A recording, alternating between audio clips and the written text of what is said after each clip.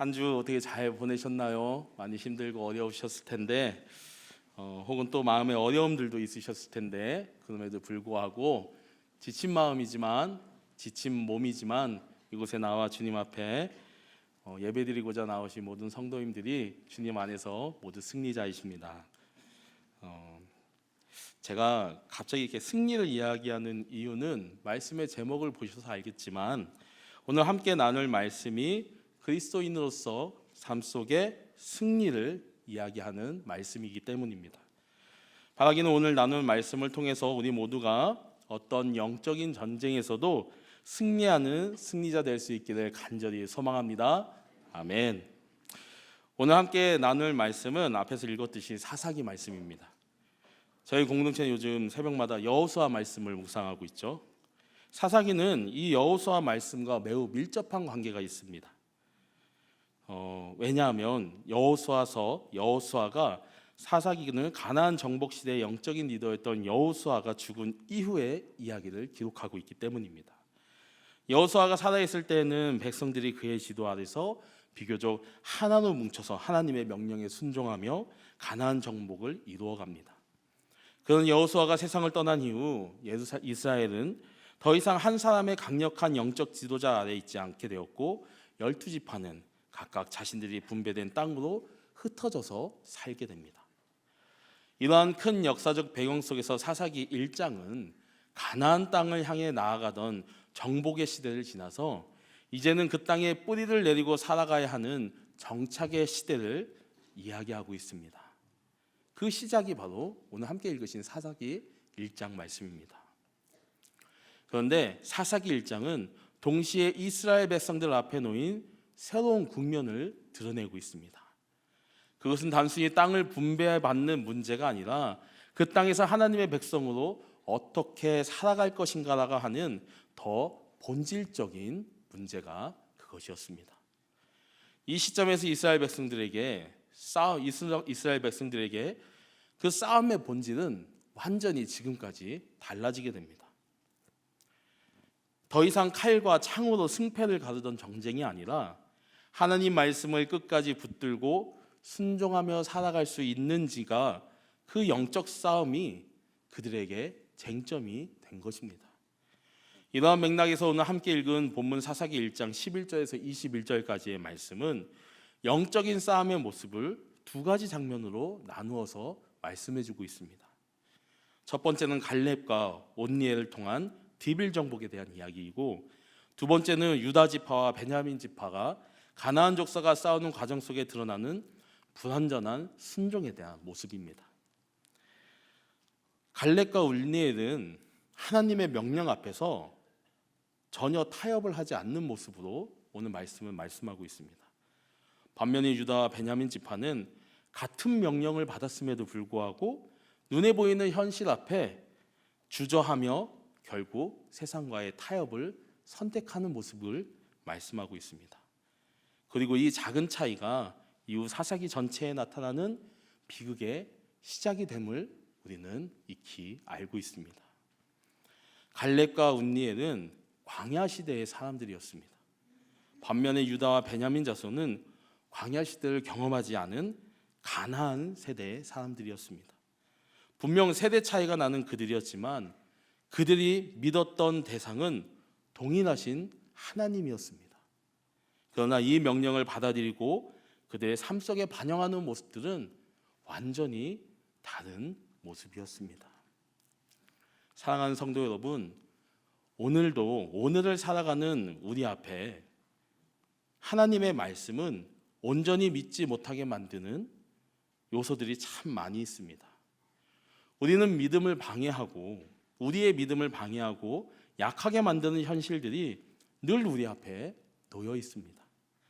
그러나 그럼에도 불구하고 우리는 믿음을 지키기 위해 그리고 세상에 지지 않기 위해서 부단히 노력하고 또 노력해야 함을 믿음으로 고백합니다.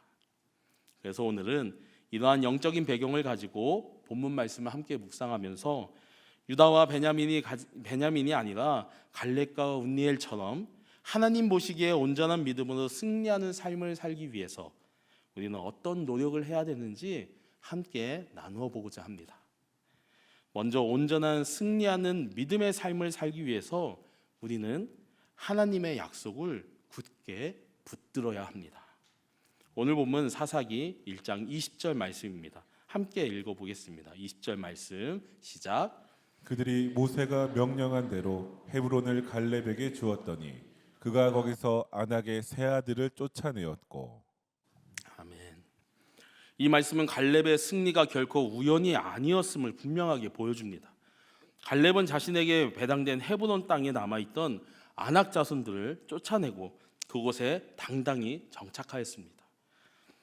이는 한순간의 용기나 우연한 성공이 아니라 오랜 시간을 붙들어온 하나님의 약속이 이루어진 결과였습니다. 본문 전반부에 나오는 모세가 명령한 대로 헤브론을 갈렙에게 주었더니 라는 말씀은 중요한 배경을 담고 있습니다. 이는 가나안 정탐 당시 12명의 정탐꾼 가운데 여호수아와 갈렙만이 눈에 보이는 현실에 압도되지 않고 능히 올라갈 수 있고 그 땅을 취할 수 있다라고 하는 믿음으로 보고했던 그 사건과 깊은 연관을 갖고 있습니다. 그때 모세가 갈렙에게 축복하며 선포한 말씀이 바로 여호수아 14장 9절 말씀입니다. 그날에 모세가 맹세하여 이르되 내가 내 하나님 여호와께 충성하였은즉 내 발로 밟은 땅은 영원히 너와 내 자손의 기업이 되리라 하였나이다. 아멘. 갈렙은 이 약속을 잊지 않고 있었습니다.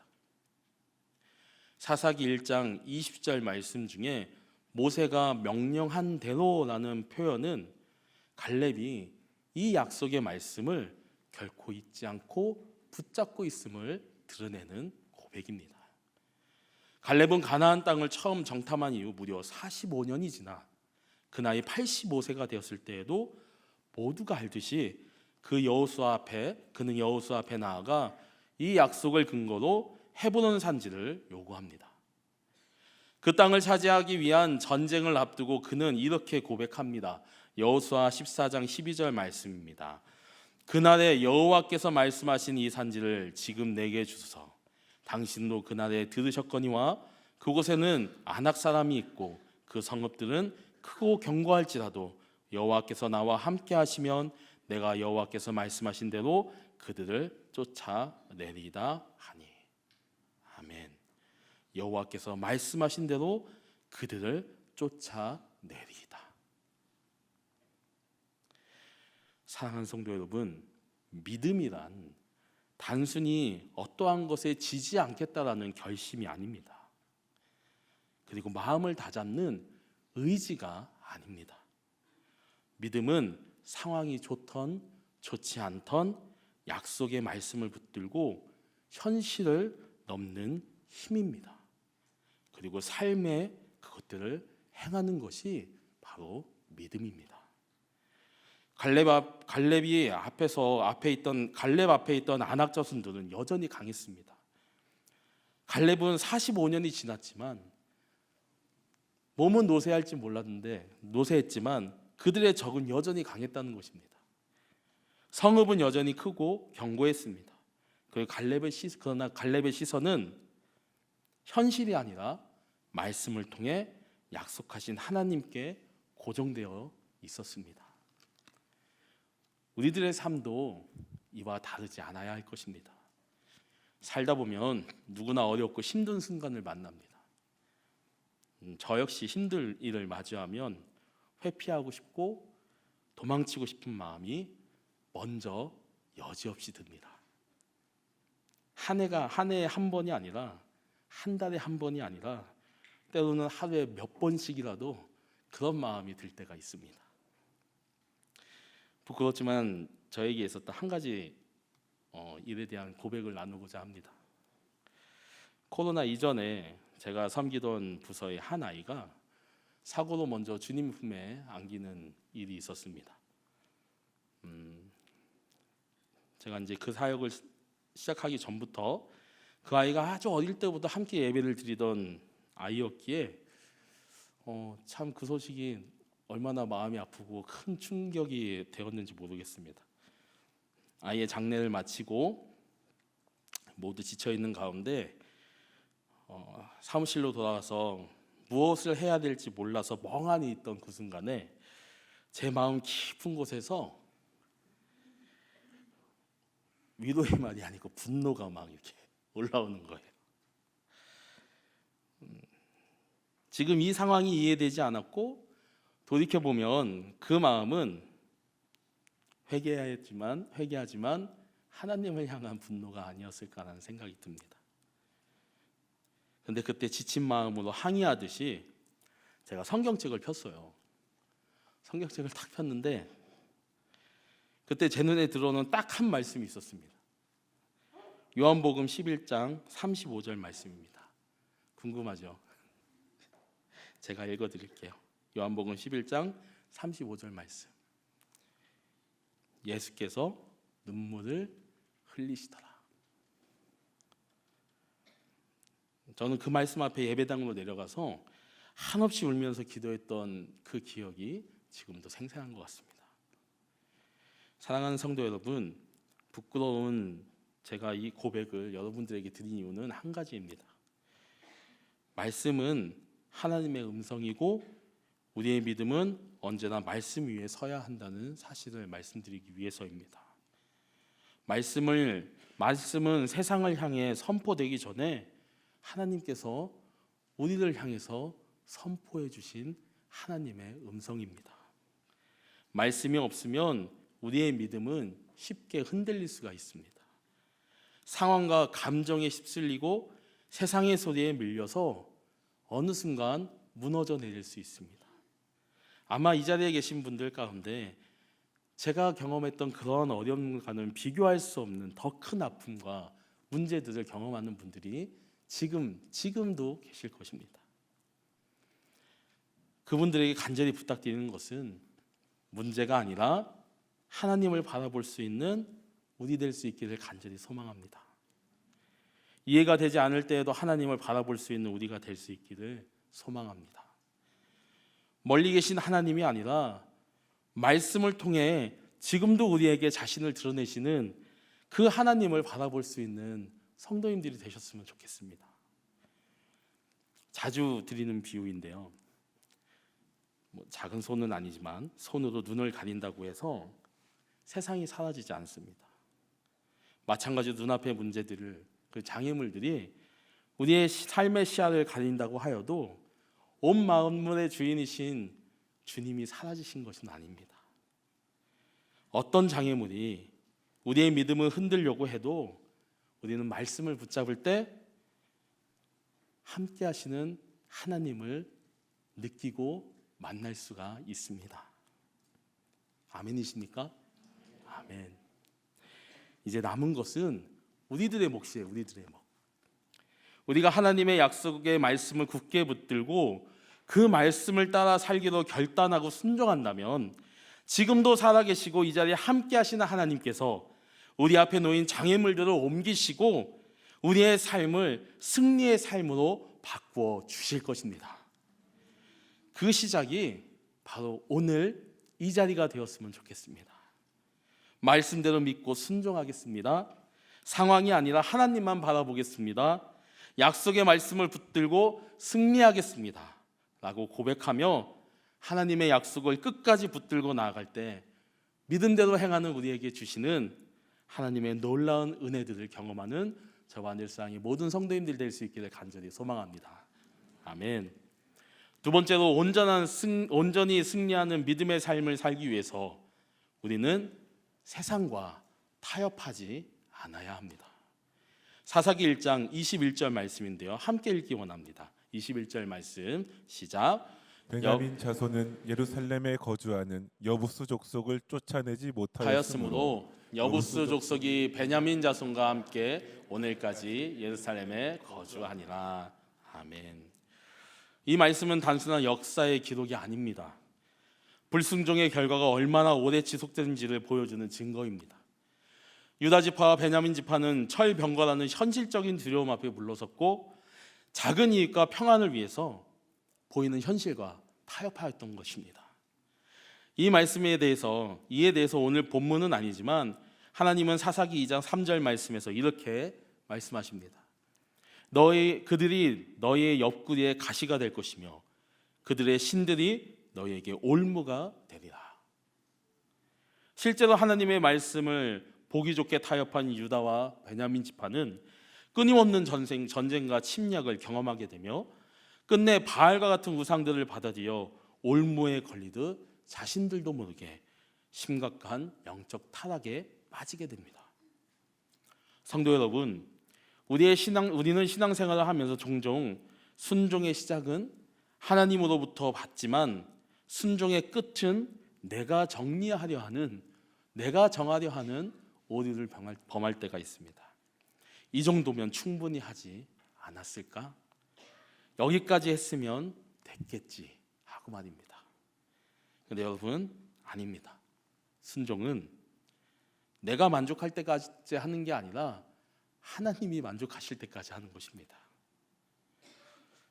여담이지만 유다와 베냐민 지파와는 반대의 모습을 보였던 갈렙의 이름의 뜻이 무엇인지 아십니까? 다들 아시죠? 멍멍개입니다. 개. 순종과 충성을 대표하는 동물인 멍멍개가 바로 갈렙의 이름의 뜻입니다. 그 이름의 뜻을 생각하면 재밌게 다가올 수 있지만 그 이름처럼 충성을 보였던 갈렙이 보였던 그 충성이라는 단어가 그 당시 성경에 쓰여 있는 충성이라는 단어는 결코 재밌지 않습니다. 그 의미는 결코 재밌지 않습니다. 충성이라는 단어의 당시 언어의 뜻에는 가득 채우다, 완전히 수행하다, 그리고 완전히 따르다라는 뜻을 가지고 있습니다. 즉 하나님께 충성한다는 말은 그 행동에 하나님을 가득 채운다는 것입니다. 하나님께 충성한다는 말은 하나님의 말씀을 중간에 포기하지 않는다라는 뜻입니다. 하나님께 충성한다는 말은 어려운 상황 속에서도 하나님을 떠나지 않고 끝까지 하나님을 따르겠다 하는 것이 바로 충성인 것입니다. 즉 충성한다는 것은 지식이 있어 상황을 보는 것이 아닌 오직 그 시선을 하나님께만 집중하는 것이 바로 충성인 것입니다. 저에게는 지금도 포기가 안 되는 전도 대상자가 있습니다. 그분은 앞에서 말씀드린 먼저 하나님 품으로 떠난 그 아이의 아버지입니다. 여러 번 복음을 전하며 교회를 인도하고자 했지만 왜 다들 경험하셨을 것입니다. 인자한 모습과 너털대는 웃음으로 절대 교회 오지 않으십니다. 고집을 꺾지 않으시는 거죠. 아이를 먼저 보내고 위로해드리며 교회에서 위로받으시라 말씀드렸지만 코로나가 터지면서 부끄럽게도 연락이 뜸해지고 그 아이의 기일이 되면 아버님이 생각날 뿐 그 외에 그분을 달리 생각하지 않게 되었습니다. 말씀을 드리면서도 또 부끄러움이 몰려오는 것 같습니다. 근데 며칠 전에 그 아버지를 길 위에서 만났습니다. 횡단보도를 사이에 두고 두 눈이 마주쳤는데 그분이 저를 못 알아보시는 것 같습니다. 아마 저의 몸매가 많이 변해서 그랬던 것 같습니다. 반면에 아버님은 하나도 변하지 않으셨더라고요. 저는 한 번에 아버님인 걸 알아봤습니다. 제가 어떻게 했을까요? 반갑게 아는 척을 했을까요? 아니요, 아는 척 못했습니다. 너무 오래간만이기도 했고 신앙이 없으신 그분에게 무슨 말을 전해야 할지 또 먼저 하나님 품에 안긴 그 아이의 생각이 나니 아버님께 인사를 하면 아버님이 길 위에서 또 막 펑펑 우실까 봐 아는 척을 못하겠더라고요. 그런데 오늘 말씀을 준비하면서 그분 생각이 정말 많이 났습니다. 그래서 전화드렸습니다. 아버님은 여전히 자신의 아이를 사랑해줘서 고맙고 사랑으로 품어줘서 고맙다고 전화기로 떨리는 음성으로 말씀하셨습니다. 한참을 이야기 나누고 저는 진짜 하고자 하는 전화를 건 목적대로 이야기했습니다. 아버님, 저 아직 늘사랑 교회에 있으니까 주일에 교회 오세요. 간만에 전화 걸어서 말하는 것이 어떻게 보일지는 몰라도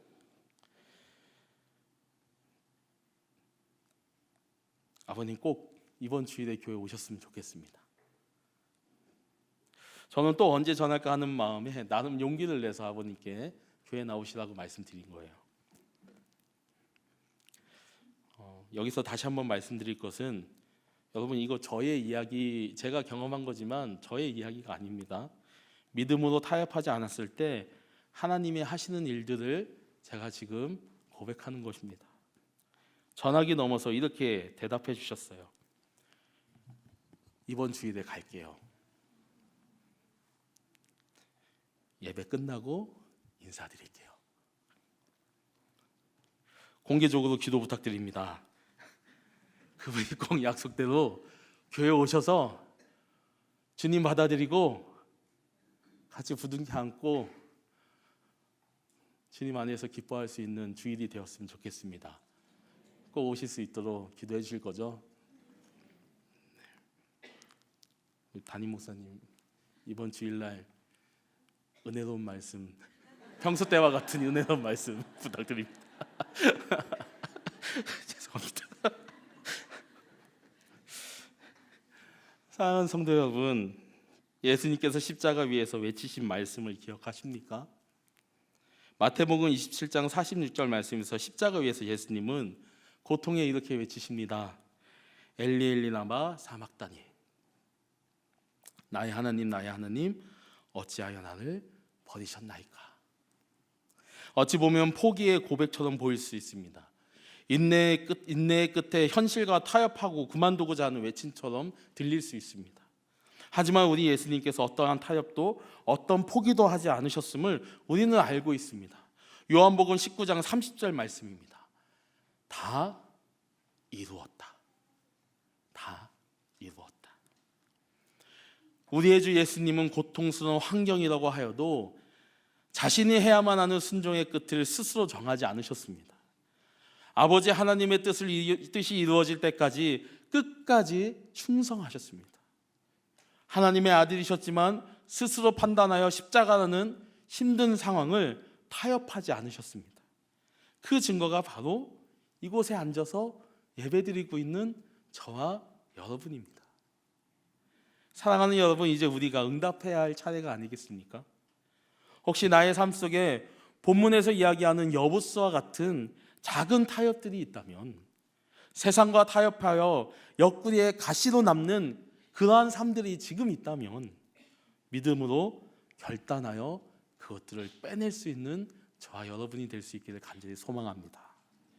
그렇게 하나님의 말씀으로 내 삶을 가득 채워서 온전한 승리를 맛볼 수 있는 저와 늘사랑의 모든 성도님들 될 수 있기를 간절히 소망합니다.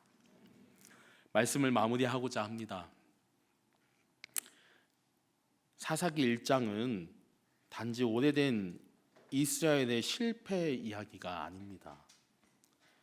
이 말씀은 오늘을 살아가는 우리 앞에 분명한 질문을 하나 던지고 있습니다. 갈렙과 운니엘도 유다와 베냐민도 모두 같은 하나님을 믿었습니다. 같은 말씀을 들었고 같은 약속을 받았습니다.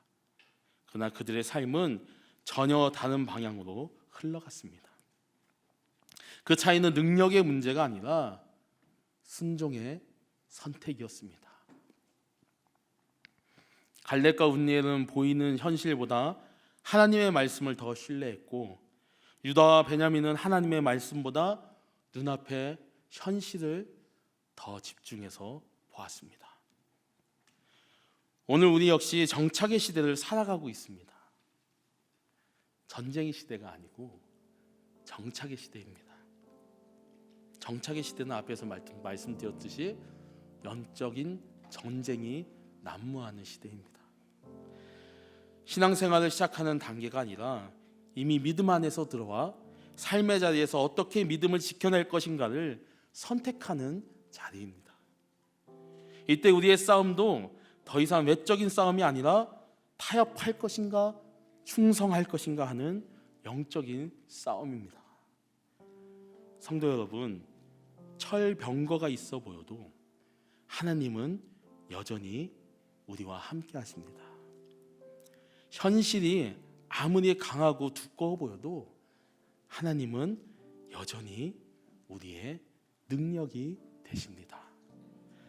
우리가 아무리 작은 타협을 선택하면, 우리가 작은 타협을 선택하여도 하면 그것이 지금은 편할지 모르지만 결국 우리가, 그리고 우리의 다음 세대가 믿음의 약함을 얻을 수가 있습니다.